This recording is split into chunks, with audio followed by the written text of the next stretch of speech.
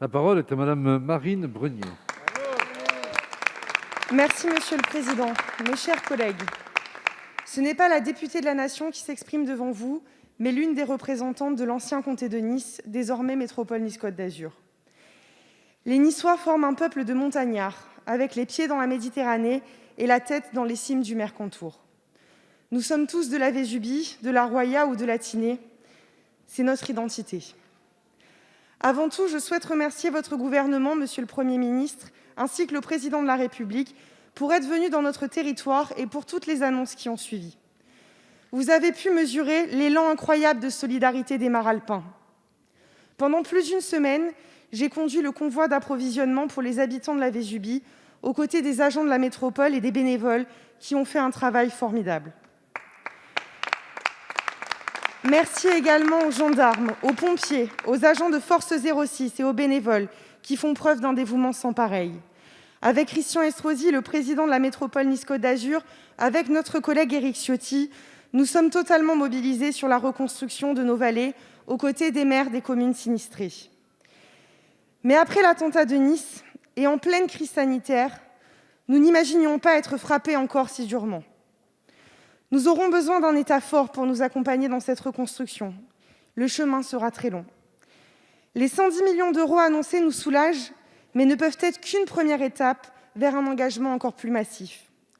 L'eau, l'assainissement, les routes, les ponts, les réseaux, les services publics, les maisons, tout est à reconstruire. Nous aurons besoin de mesures fortes pour accompagner les particuliers et professionnels en les exonérant des charges et des impôts. Nous aurons besoin que vous acceptiez de déroger à la loi Montagne pour permettre à ceux qui n'ont plus rien de pouvoir reconstruire en ouvrant des bulles d'urbanisation. Nous aurons besoin que vous soyez à nos côtés pour les discussions avec les assurances pour les sinistrés. Monsieur le Premier ministre, la France est si belle de ses territoires ruraux. Aidez-nous à les sauver. Je vous remercie. Merci, Madame la députée. La parole est à Monsieur Gérald Darmanin, ministre de l'Intérieur. Merci, Monsieur le Président, Mesdames et Messieurs les députés. Madame la députée, permettez-moi de vous répondre en tant que député de la Nation, en soulignant en effet la grande solidarité nationale.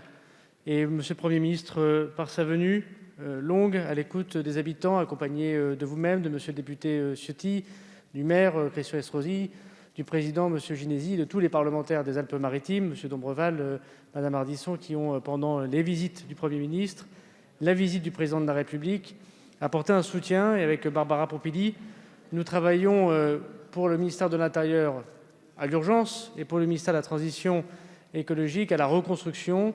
Et des questions se posent également qui relèvent sans doute du ministère de l'Action et des Comptes publics qu'Olivier Dussopt pourra accompagner. Permettez-moi, au moment où demain les élus accompagneront sans doute Madame la ministre déléguée à la citoyenneté, je veux dire jeudi matin, pour l'enterrement de ce pompier, pour qui je veux avoir un mot particulier. En attendant peut-être de découvrir les deuxièmes victimes des sapeurs-pompiers, en saluant, comme vous l'avez fait, les gendarmes, les agents de l'État, les agents des collectivités locales, et notamment ceux du conseil départemental et de la métropole, dresser devant vous, Monsieur le Président, le bilan humain et un peu malheureusement matériel, parce que, comme vous l'avez très bien dit, beaucoup sera encore à évaluer, la solidarité nationale aura à s'exprimer, le Président de la République l'a dit, de cette terrible tempête. 7 décédés. Nous n'oublions pas le décédé d'ailleurs en Bretagne, puisque la tempête est aussi passée par la Bretagne. 12 disparus, 800 sauvetages et mises en sécurité réalisés, 597 engagements de sécurité civile, 952 d'ailleurs au plus fort.